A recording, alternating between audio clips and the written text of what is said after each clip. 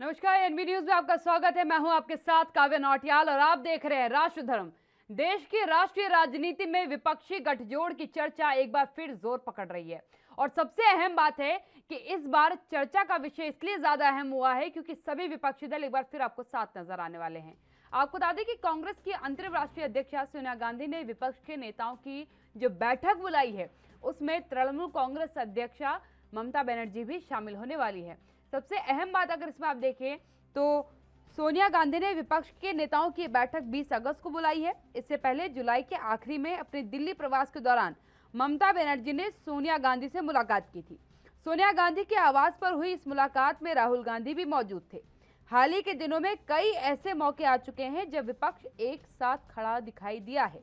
खासकर संसद के पूरे मानसून सत्र में विपक्षी खेमा जिस तरीके से एक सुर में सरकार की आवाज के विरुद्ध खड़ा हुआ वो अप्रत्याशित था। पेगासस जासूसी विवाद से लेकर के किसानों के मुद्दे तक पूरा विपक्ष संसद के दोनों सदनों में एक साथ खड़ा दिखा दिया। जब बात ओबीसी आरक्षण संशोधन बिल की आई तो पूरे विपक्ष ने एक साथ मिलकर इस बिल पर सरकार का साथ भी दिया। इतना ही नहीं, सदन के बाहर भी यूनिटी नजर आई है।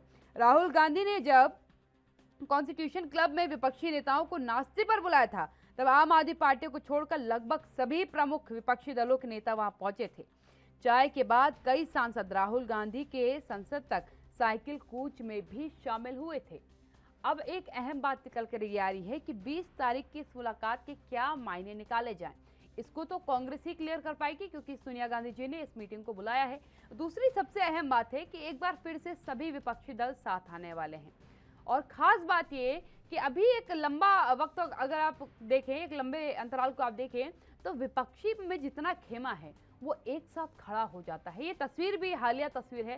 पेगासस मामले को लेकर के अंदर जो मार्शल्स को लेकर के मामला सामने आया था, मारपीट का मामला संसद के अंदर से आया था, तब भी पूरा विपक्ष एकजुट एक स्वर में विरोध करता नजर आया, सरकार को घेरता नजर आया। जिस तरीके की अब गतिविधियां होने लगी है, एकाएक पूरा विपक्ष एकजुट हो चुका है। सवाल सिर्फ इतना है, क्या ये एकजुटता इतनी मजबूत आगे भी रहने वाली है? दूसरा सबसे अहम बात कि इस विपक्ष की ये एकजुटता क्या सरकार पर हावी पड़ेगी? ये कई सवाल हैं जो धीरे धीरे करके निकलकर अब सामने आने शुरू हो चुके हैं क्योंकि ममता बनर्जी भी सोनिया गांधी की इस मीटिंग में शामिल होंगी। ये मीटिंग वर्चुअली की जाएगी लेकिन इसमें समान विचारधारा वाले विपक्षी नेताओं को बुलाया गया है, यानी कि जिन राजनीतिक दलों की विचारधारा बिल्कुल समान रूप से कांग्रेस की विचारधारा से मिल रही होगी पर्टिकुलर मुद्दे पर, उस पर वो सभी राजनेता आएंगे आमंत्रण को, पर वो आएंगे और बैठेंगे, इस पर चर्चा की जाएगी और आगे की रणनीति को तैयार किया जाएगा। लेकिन इस पे एक बात को गौर फरमाइएगा, इसमें भी एक शब्द का इस्तेमाल किया गया, भाजपा विरोध।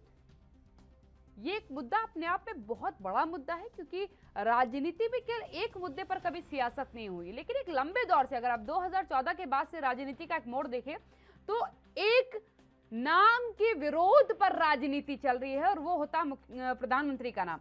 प्रधानमंत्री के नाम को लेकर के बार बार कहा जाता है कि इन्हें पद से हटाइए, एक राजनीतिक दल है इसको सियासत से हटाइए।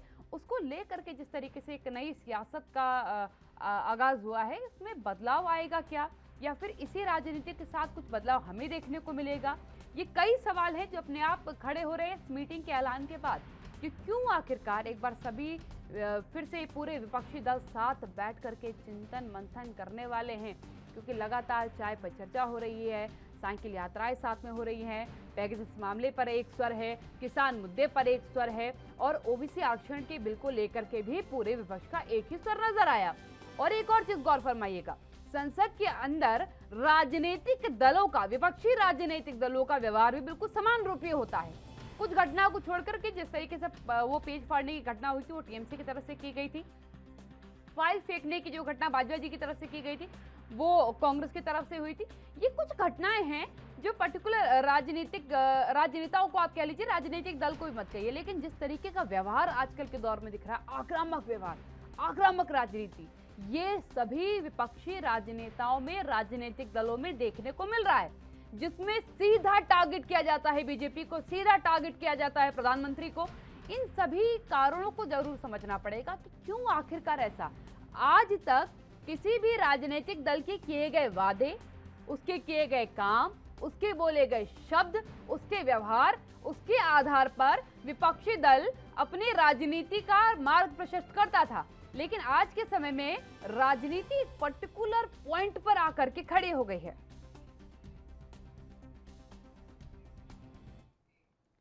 मेरे साथ मेरे मेहमान जुड़े हुए हैं, आपका परिचय उनसे कराती हूँ, चर्चा की शुरुआत करती हूँ। डॉक्टर अजय उपाध्याय जी है मेरे साथ, कांग्रेस से जुड़े हुए हैं।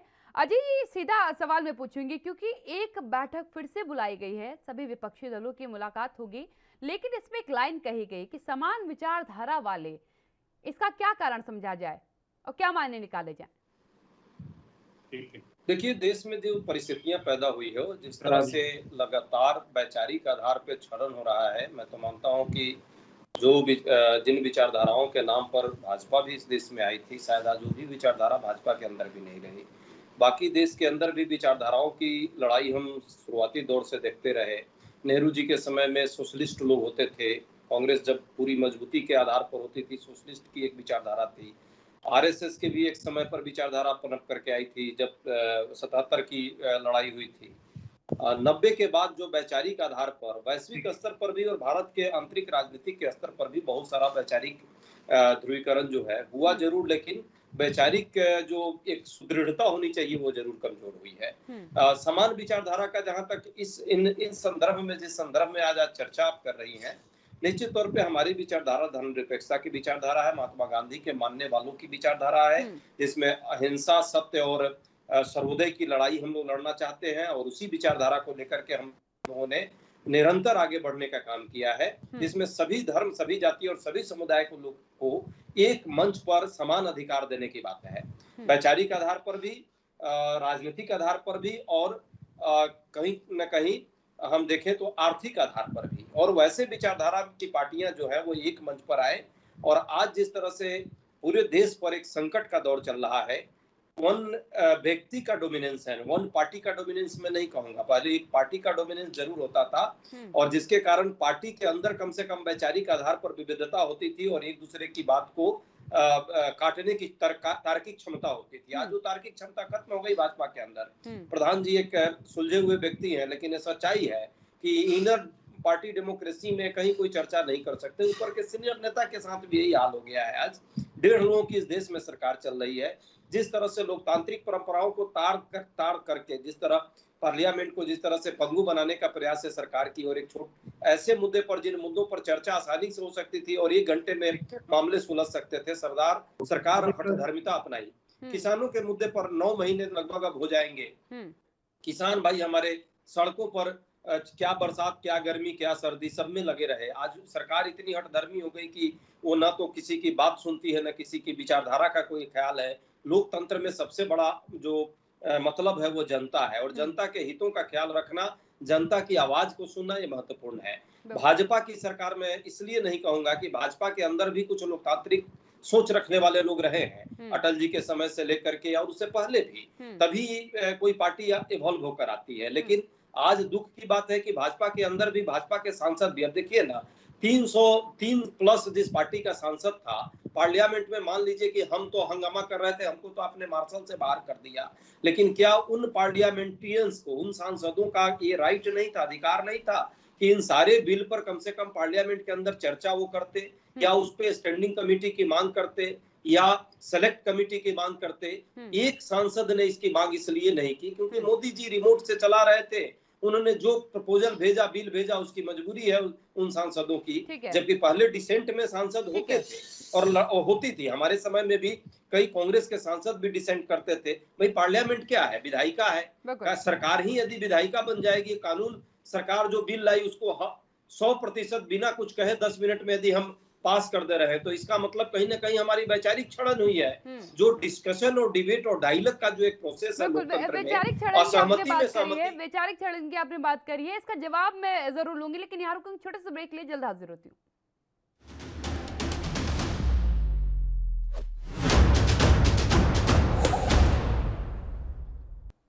ब्रेक के बाद आपका स्वागत है। सीधा चलूंगी मैं देवेंद्र प्रमुख जी के पास। देवेंद्र प्रमुख जी, क्या कहेंगे आप?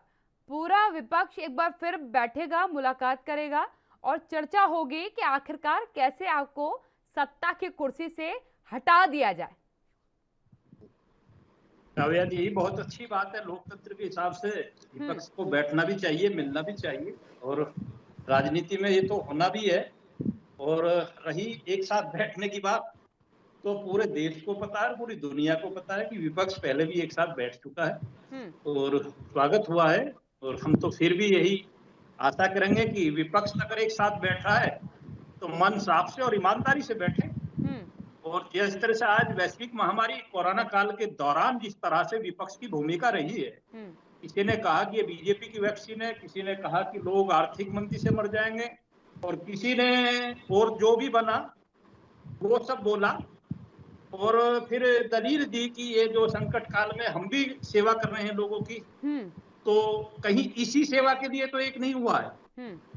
भाई जैसी सेवा उन्होंने कोरोना काल में की है, बार बार वो भारतीय जनता पार्टी पर सवाल उठा रहे हैं और शायद भूल जाते हैं कि पूरा विश्व ये मान रहा है, पूरी विश्व बिरादरी ये मान रही है कि भारत ने जिस तरह से कोविड काल में, संकट काल के दौरान, वैश्विक महामारी में स्वयं को संभालते हुए दुनिया में खुद को स्थापित किया, दुनिया की मदद की है, तो विपक्ष को यहाँ के थोड़ा सा गले में फंदा होता है कि भारत की बड़ाई वो नहीं कर सकते, क्योंकि वहां माननीय नरेंद्र मोदी जी इस समय जो बैठे हैं, और माननीय नरेंद्र मोदी जी को अगर एक बार आप देखें, भारतीय जनता पार्टी से थोड़ा सा पक्ष हटाइए, वो भारत के प्रधानमंत्री, इस नाते विपक्ष की एक जिम्मेदारी बनती है कि विपक्ष जो है स्वस्थ पूर्ण तरीके से, ईमानदारी से विपक्ष की भूमिका निभाए। कोई प्रॉब्लम नहीं, नो प्रॉब्लम, बिल्कुल। और दूसरी देवेंद्र बात जी, मैं ये ये कहूंगा, एकजुटता क्या डराती है सरकार को? ये एकजुटता क्या डराती है सरकार को? क्योंकि इन्होंने तो एक दूसरे का दामन थाम लिया, और कुछ तस्वीरें भी अभी हालिया तस्वीरें आई हैं जिसमें यकीनन ये नजर आया कि किस तरीके से एक ही सुर में लगातार विपक्ष बोल रहा था। तो क्या डरता है इससे केंद्र सरकार या राज्य सरकारों की? अगर बात करूं, सत्ता पे जो सियासत बैठी हुई है, जो दल बैठा हुआ है, डरता है क्या? नहीं काव्या जी, डरेगा न्यू नहीं। काव्या जी, मैं एक चीज और आपको डिक्लेयर करना चाहूंगा या बताना चाहूंगा आपके माध्यम से, कि विपक्ष की बात पर जो कभी कभार हास्यपद और हंसी भी आती है कि कैसे एक हुए, समझ से परे। कि अब से पहले जैसे एक हुए थे यूपी में, आपने देखा कांग्रेस का और सपा का गठबंधन हुआ था। नहीं, समान विचारधारा पे कहा तो इन्होंने कि समान विचारधारा वाले जो राजनीतिक दल हैं वो एक साथ बैठेंगे। नहीं, समान विचारधारा वाले जो व्यक्ति हैं वो बैठिए, उसमें तो कोई दिक्कत है ही नहीं, बैठेंगे भी वही जिनके विचार मिलते हैं, चाहे वो घोटालों में मिलते हों, चाहे वो उनके दूसरे साथ में मिलते हों। तो सब विपक्ष जो है 60 वर्ष से देश में एक साथ, वही तो वो लोग हैं आज भी जो 60 वर्ष से किसी ना किसी रूप में सरकार चलाते आ रहे हैं और अपना समानता भी दिखाते आ रहे हैं, कहीं ना कहीं दोस्ती भी निभाते आ रहे हैं। और दोबारा से, हमने तो पहले भी सामना किया, हम तो फिर कह रहे हैं कि दुनिया का सबसे बड़ा एकत्रित होकर लोकतंत्र में गठबंधन बना, जो जाति विशेष धर्म सब मिलकर बनाया, फिर भी लोगों ने भारतीय जनता पार्टी को चुना, क्योंकि आज के युवा समझदार हैं और भारत युवा राष्ट्र है और समझता है। आज ताजा अफगान की स्थिति को देखकर जो अफगानिस्तान में तालिबान ने किया है, शायद कहीं ना कहीं विपक्ष को उस पर भी विचार करना पड़ेगा कि विचारधारा जो है उनको स्पष्ट करना चाहिए किसी भी तरीके से। बिल्कुल, इसका जवाब मैं डॉक्टर उपाध्याय जी से लूंगी, लेकिन यहाँ रुकेंगे छोटे से ब्रेक के लिए, जल्द हाजिर होती हूँ।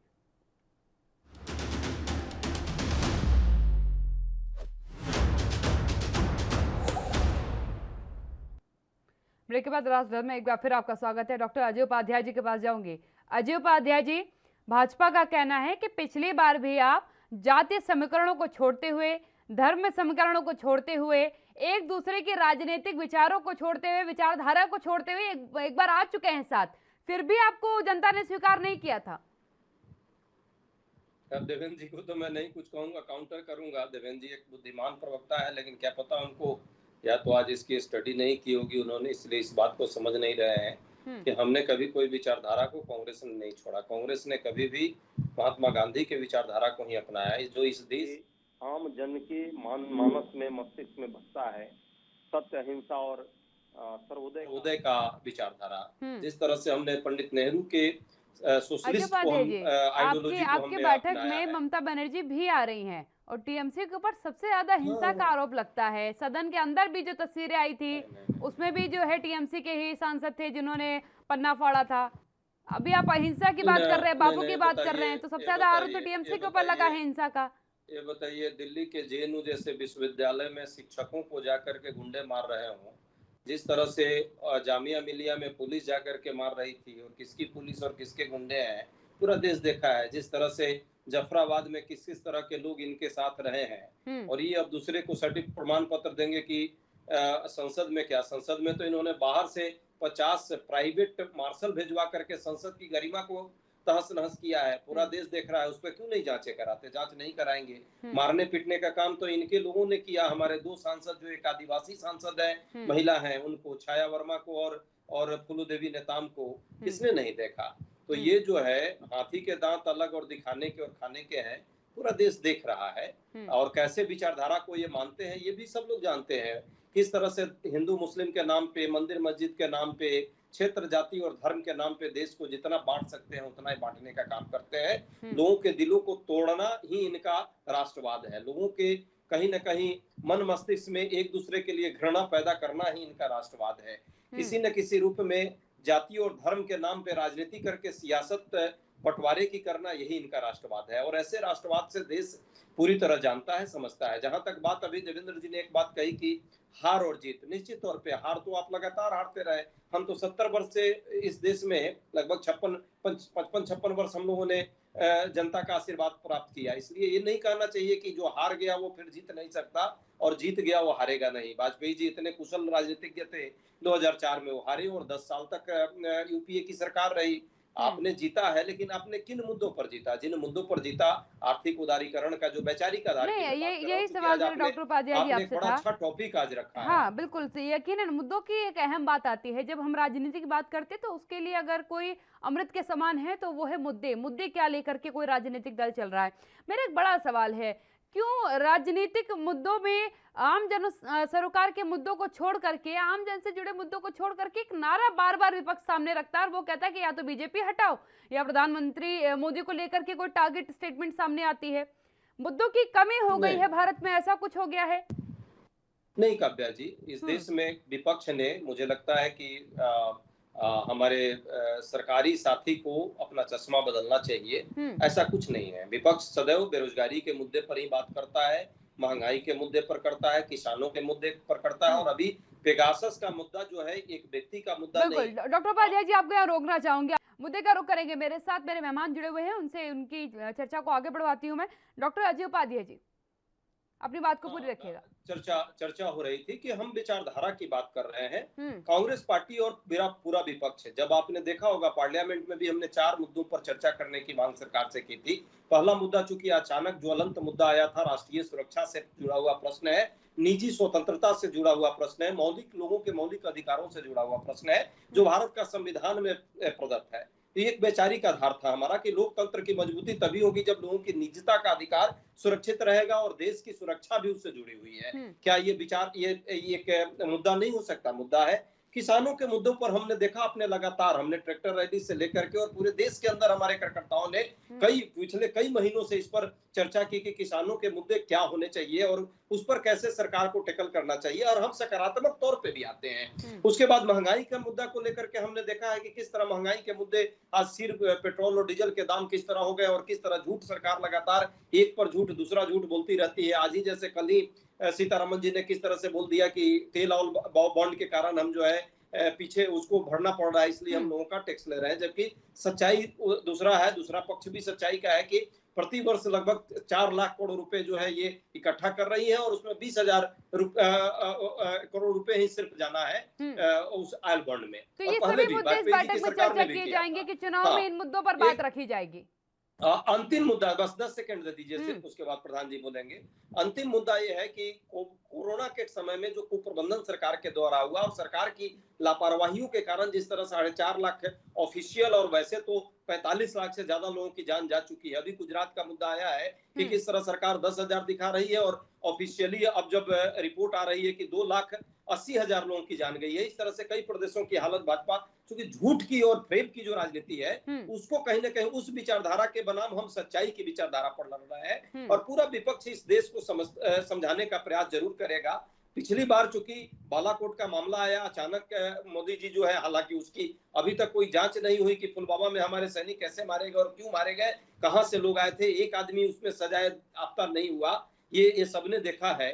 तो देश किस दशा में, आर्थिक जो एक तरह से कुप्रबंधन का दौर है और कोरोना के कुप्रबंधन का दौर है, ये दोनों मुद्दे देश के लिए सबसे ज्यादा महत्वपूर्ण है। विकास की तो गति मतलब जिस तरह उपाध्याय से जी, मैं ये अचानक नीचे समझू ना जा कि चुकी है। सरकार का विरोध, सरकार के तरीकों का, कार्यशैली का विरोध है, भाजपा का विरोध नहीं है हाँ, केवल। एकदम।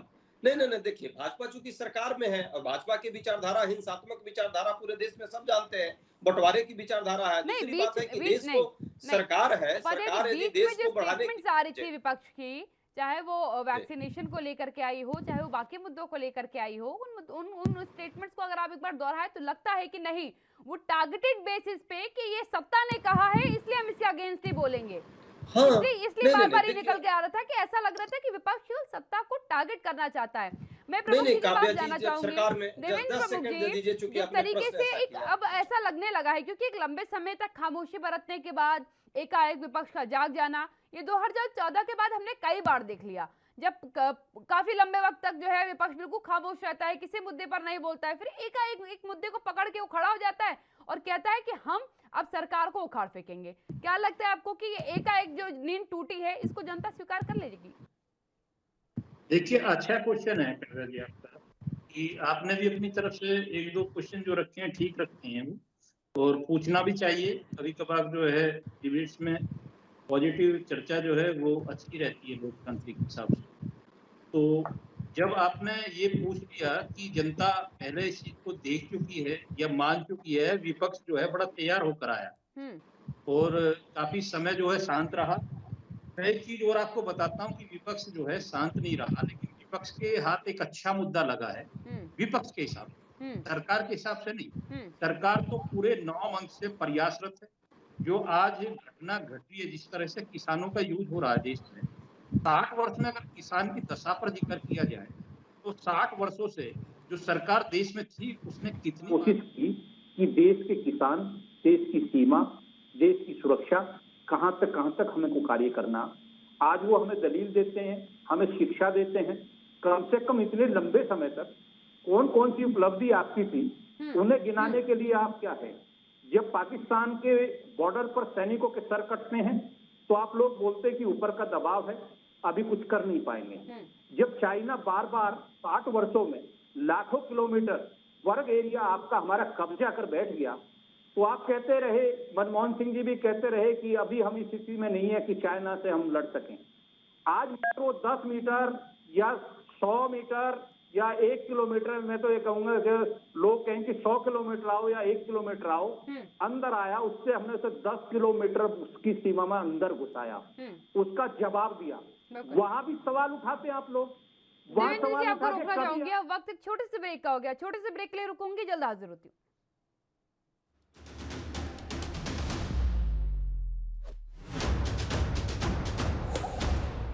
ब्रेक के बाद आपका स्वागत है। चर्चा को आगे बढ़ाऊंगी, भाजपा कैंडिडेट के पास जाऊंगी मैं। सर, अपनी बात पूरी करिएगा।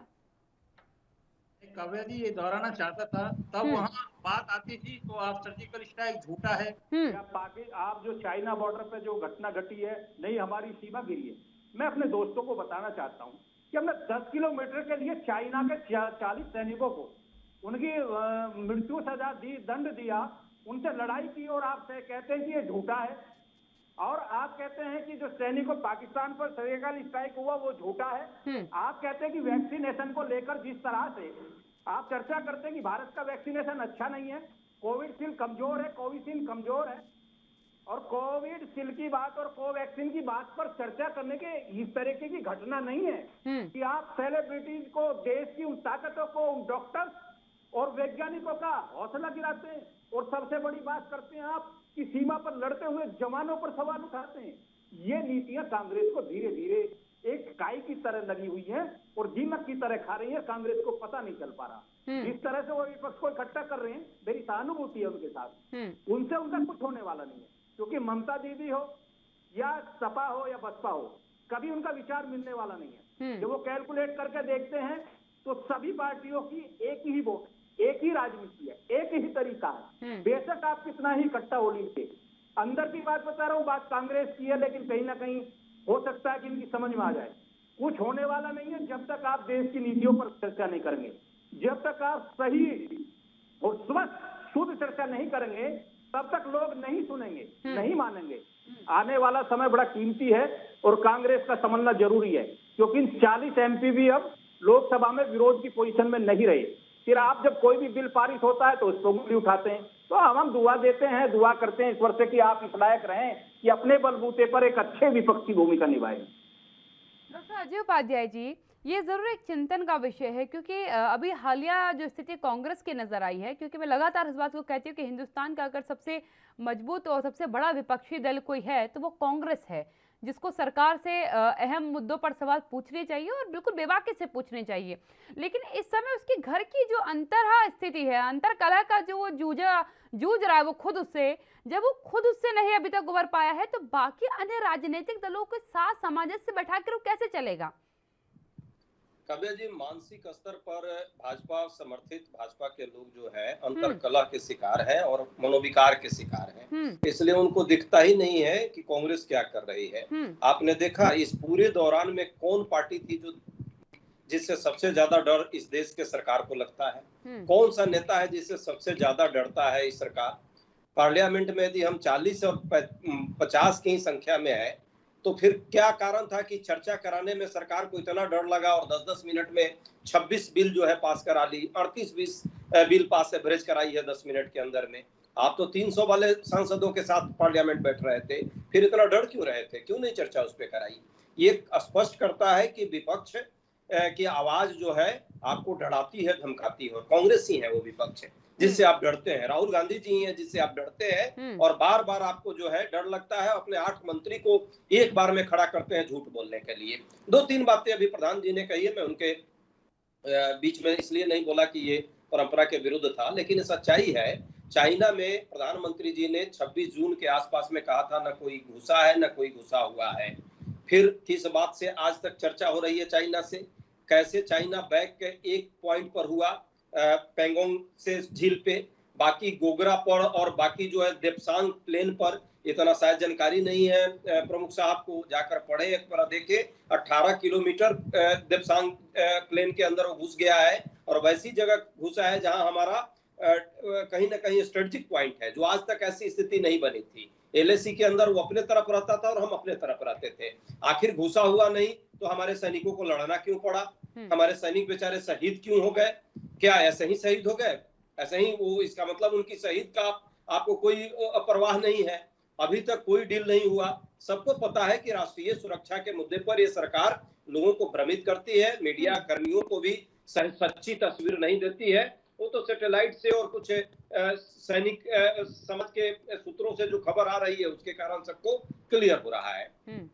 किसानों के मुद्दे पर यदि विपक्ष इतनी आवाज नहीं उठा रहा है तो फिर आप डर क्यों रहे, बार बार क्यों कर रहे हैं कि विपक्ष उनको हवा दे रहा है? यदि विपक्ष कमजोर है ही नहीं तो आपको इतना डर क्यों लग रहा है? महंगाई और बाकी मुद्दों पर जनता के साथ आप क्या खेल कर रहे हैं? ये तेल का खेल पूरा देश देख रहा है। वैचारिक आधार की बात है, चूंकि आपके पास अब कुछ रहा नहीं, इसलिए आप जो है बाएं बाएं दाएं बाएं गोल करते हैं। कोरोना प्रबंधन में अभी भी वैक्सीन का क्या हाल है, क्या आलम है? प्राइवेट सेंटर में लोग जा करके पैसे जबरदस्ती दे करके वैक्सीन करा रहे हैं। अभी भी कई मैंने सरकार तो उस प्रायोरिटी को ही छोड़ दी कि वैक्सीनेशन भी कराना है इस देश में।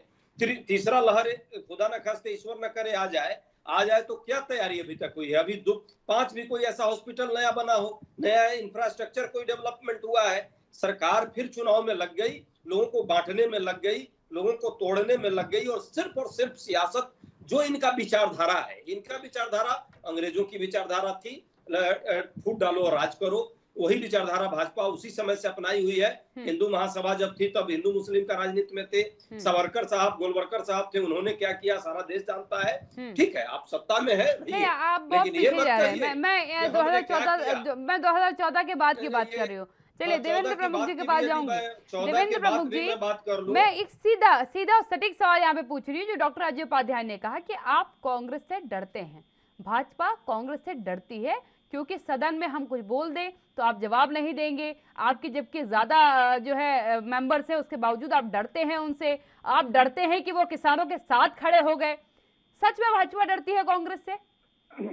देखिए काव्या जी, हो सकता है अजय जी कह रहे हैं कि डरती है तो मान लेते हैं। लोकतंत्र में अगर कोई राष्ट्र के हित की बात करने की बात है, उन्होंने कहा संसद में चर्चा की बात है, उससे डरती है तो वो कुछ सोच समझ कर बोला होगा। लेकिन जिस तरह से किसान का भी जिक्र किया ये भी अच्छी बात है। जब आपसे भाजपा डरती है तो फिर आप सीधे साधे भोले भाले किसानों के कंधे पर बंदूक क्यों रख रहे हैं? आप अपने वैभव से आप क्यों ममता दीदी के बेकार का सिस्टम जो बंगाल में घटना घट रही है, जो दूसरा अफगानिस्तान बना पड़ा है, उनको अपने सर पर रख रहे हैं? आप अपने दम पर आइए। हम तो कह रहे हैं, बार बार स्वागत करते हैं, देश का दूसरा बड़ा दल है, लोकतंत्र में स्वस्थ उस विपक्ष रखकर ही जो है अच्छी स्वस्थ चर्चा होनी चाहिए। हम तो खुद ही इस बात के पक्षधर हैं। लेकिन आप जिस तरह से घटित जो घटना हो रही है आज, ये इसमें कोई प्रत्यक्ष को कभी प्रमाण की जरूरत नहीं होती। काव्या जी, मैं काव्या जी एक चीज और याद दिलाना चाह रहा हूं आपको, आपके माध्यम से बता देना चाहता हूं कांग्रेस को, कि कांग्रेस को अगर इतना ही अपने इस पर सिस्टम है, दम है, तो फिर दोहराना चाहूं एक बार कि किसानों की लड़ाई अगर लड़नी है तो ईमानदारी से लड़िए। आप कहीं तो राकेश टिकैत जी को आगे कर देते हैं तो जयंत चौधरी कहते हैं कि आरएलडी उनके साथ है। कहीं कहीं यूपी का जब मामला आ जाता है तो समाजवादी साथ आ जाती है। दिल्ली के आसपास जब आपकी बात आई तो आप पंजाब में उनके साथ खड़े हैं, क्योंकि पंजाब में आपकी सरकार है और वहां बड़ा काम, क्यों पंजाब में सबसे ज्यादा बिचौलिए जो 62,000 की संख्या लगभग, जिनका जो है सिर्फ सिस्टम ही काम है, जो परसेंटेज का दलाली का काम है, वो सब लोग आपकी ताकत से लड़कर इस धरने प्रदर्शन को चला रहे हैं। और आपके पास एक मौका इसके सिवा कुछ नहीं है, क्योंकि आप जब चर्चा करते हैं, जब झूठ बोलते हैं तो बहुत जल्दी खुल जाता है, 1-2 दिन में शांत हो जाता है। अभी काव्या जी कह रही थी कि बड़े दिन बाद तैयार होकर आते हैं। अरे बड़े दिन में तो आएंगे ही, क्योंकि जब धीरे धीरे करके कुछ छोटे मोटे 2-4 मुद्दे इकट्ठे हो जाते हैं तब जाके हमला करने की सोचते हैं। अब वो जो फीका निकल जाता है, जिस तरह से पिछली बार इन्होंने चर्चा की कई बार किसानों के नाम पर, अब किसानों के साथ हमें तो यह भी पता नहीं चल रहा है कि लोकदल खड़ा है, सपा बसपा खड़ी है, कांग्रेस खड़ी है, कहीं कांग्रेस है कहीं सपा बसपा है।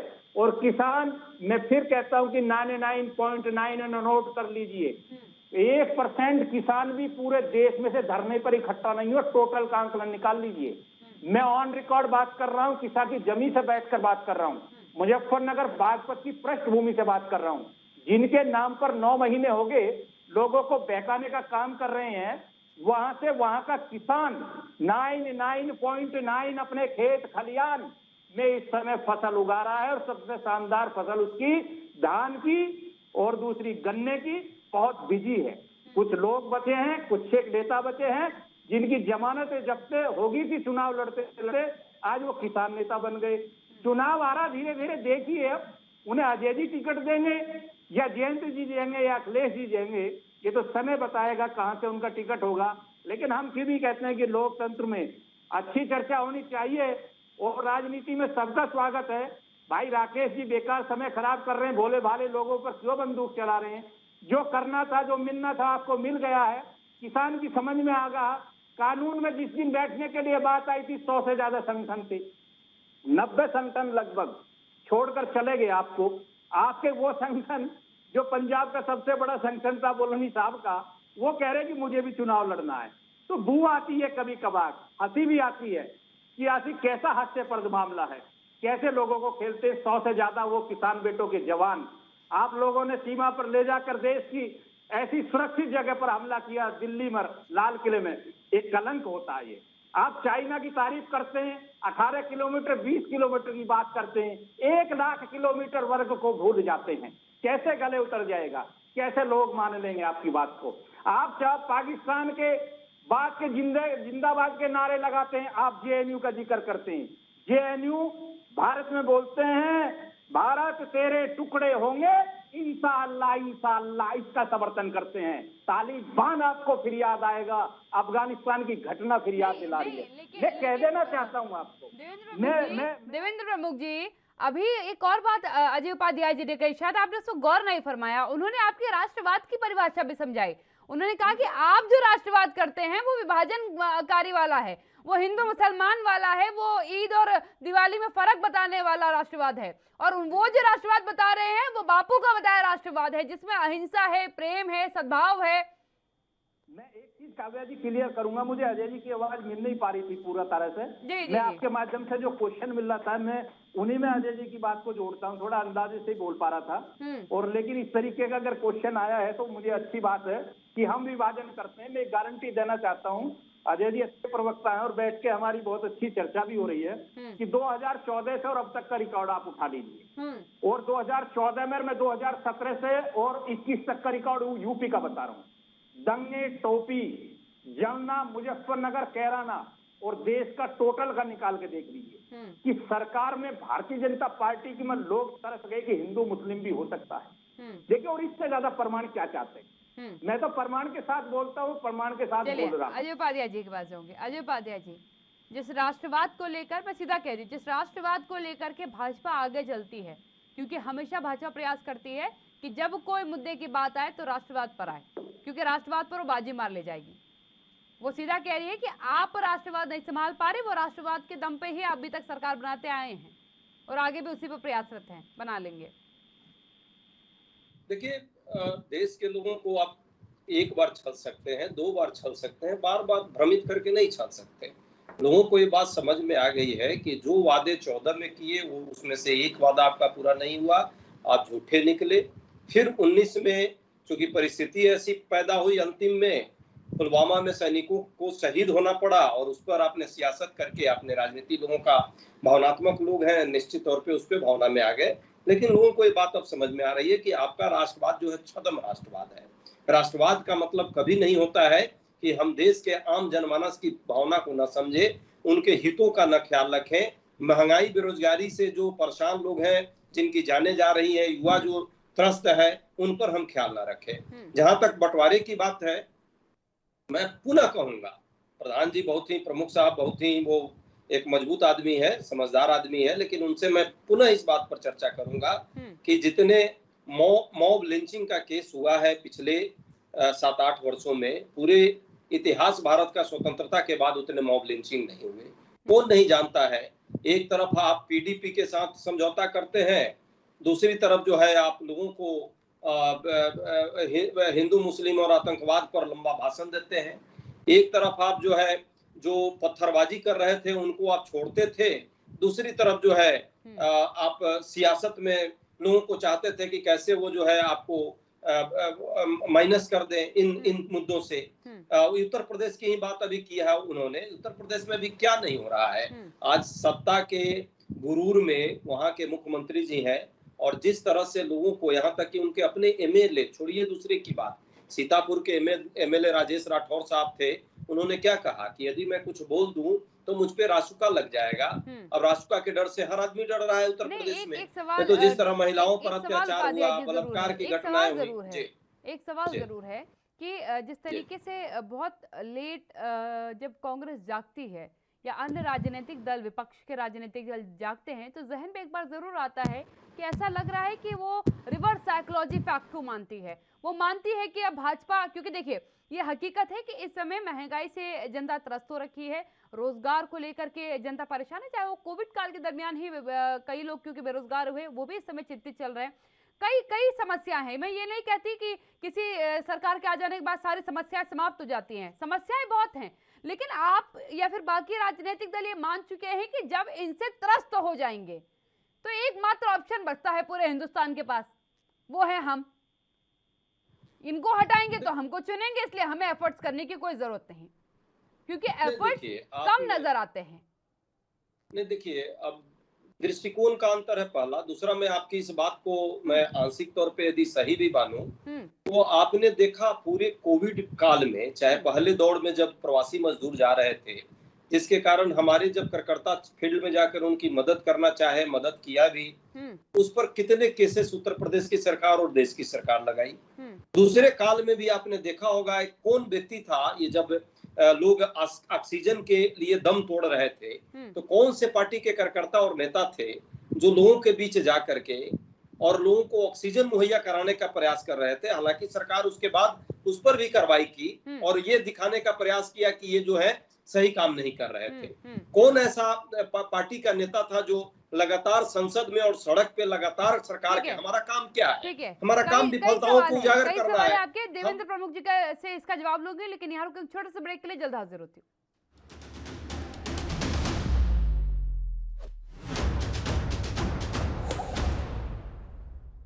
ब्रेक के बाद एक बार फिर आपका स्वागत है। चर्चा को आगे बढ़ाती हूँ, देवेंद्र जी के पास जाऊंगी। देवेंद्र प्रमुख जी, आपको अगर आवाज क्लियर नहीं आई होगी तो मैं आपको बहुत बुलेट्स में आपको बता दे रही हूँ कि क्या क्या आरोप आपके ऊपर लगे।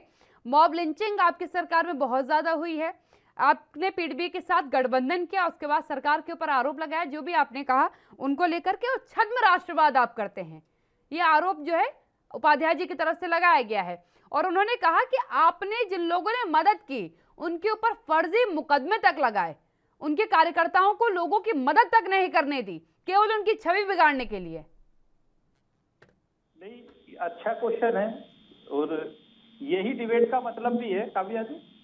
और लेकिन प्रूफ करना जो है वो दूसरे व्यक्ति की, जिससे क्वेश्चन हुआ उसकी भी जिम्मेदारी बनती है।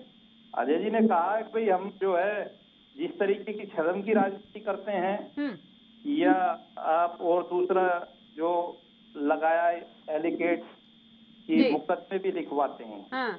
और दबाव भी बनाते हैं। और आप शायद सत्र चल रहा था जब मानसून का, उसमें जब बराबर चर्चा चली थी तो कई दिन जो फोन टैपिंग को लेकर भी चर्चा हुई थी, और माननीय सुप्रीम कोर्ट ने भी ये कहा था, बिल्कुल 2 बार जिक्र किया था कि अगर कोई प्रूफ है तो आप जो है उसको। बिल्कुल देवेंद्र जी, आपको यहाँ रुकूंगी, छोटे से ब्रेक का वक्त हो गया, जल्द हाजिर होती हूँ।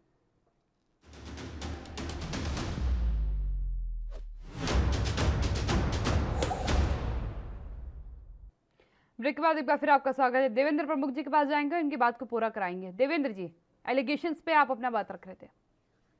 हाँ, मैं तो यही बात याद दिलाना चाह रहा था कि जिस तरह से आपने देखा कि संसद सत्र जो है वो बंद हुआ, तो दिक्कत आई थी माननीय सुप्रीम कोर्ट की तरफ से हिदायत, एक जब वहां बैठे थे किसान भाई, तो उसमें भी एक डेपुटेशन गया था माननीय सुप्रीम कोर्ट में, तो वहां भी आई था एक संज्ञान की सरकार ने तुरंत कहा कि हम इसको जो है 1.5 साल होल्ड पर रख देते हैं कानून को, लेकिन फिर भी जो है उनको जिस तरीके से बरगलाया गया नहीं सुनने दी। यही सुप्रीम कोर्ट में भी हुआ। लेकिन एक बार मैं थोड़ा सा आपको पीछे ले जाना चाहूंगा। अगर इमरजेंसी वाली घटना जब स्वर्गीय इंदिरा गांधी जी का समय था, तो एक बार याद करने जरा और देखें ताकत क्या होती है। और नेताओं के साथ टैपिंग छोड़िए, घटना किस तरीके से घटती है, रोंगटे खड़े हो जाते हैं। कुछ ऐसा दागदार इतिहास कांग्रेस का जो आज सामने आ रहा है वो सताने लगता है। लोग सोचते हैं, विचार करते हैं। जब कांग्रेस के कोई अच्छे नेता चर्चा करते हैं, अच्छी चर्चा पर आते हैं, तो ये दाग उनको हमेशा जो है डाउन करने का काम करते हैं, क्योंकि कहीं से कहीं तक कोई इस तरीके का कांग्रेस का इतिहास नहीं है कि जिसे आप स्वच्छता के साथ कर सकें। और हमारा जितना भी इतिहास है, हम तो लगातार फिर भी आपको बता रहे हैं कि 2014 और अब तक की गारंटी है।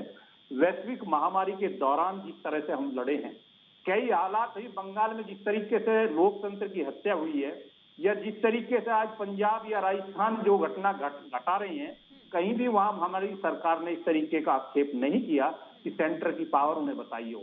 जबकि बंगाल की स्थिति यह थी कि बंगाल में अगर कायदे में चाहे, अगर वहां कहीं कांग्रेस जैसी सरकार होती तो कई बार वो अब तक बर्खास्त हो जाती, जिस तरीके की घटना है। लेकिन लोकतंत्र को सुरक्षित रखने के लिए, स्वस्थ रखने के लिए, और इमरजेंसी जैसी घटना दोबारा लोकतंत्र में ना लिखी जाए, इनकी वजह के लिए भी हम हमेशा कोशिश करते हैं कि पॉजिटिव राजनीति हो, अच्छी सोच की हो, सहनशीलता की हो। और ये एलिगेट होना कि आपने ये किया वो किया, लेकिन उस पर प्रमाणित कभी नहीं हुआ। राहुल बाबा पूरे चुनाव राफेल चिल्लाते रहे, माननीय सुप्रीम कोर्ट हिदायत देते रहे, और सब लोगों ने पूरा चुनाव निकल गया और चुनाव बंद होती, आज तक राफेल का नाम भी नहीं आ रहा। पता नहीं कहां गया वो मुद्दा, क्यों चला गया। आज समय है, चर्चा कीजिए ना, आप उन पर चर्चा क्यों नहीं करते। आप फोन टैपिंग को लेकर बैठ गए, कितना समय आपने कीमती बेवजह खराब कराया, वो भी 135 करोड़ लोगों का समय मानिए, क्योंकि संसद में जो कानून बनता है वो पूरे राष्ट्र के लिए बनता है, देश के लिए बनता है, सब नागरिकों के लिए बनता है। तो आप भूल जाते हैं कभी कभार कि ये आपका मामला नहीं होता कि आप तक भी निपट जाता है। बहुत बड़ी संख्या में आप लोगों का बहुत बड़ा नुकसान कर देते हैं, और उसी वजह से आपको भुगतना पड़ता है।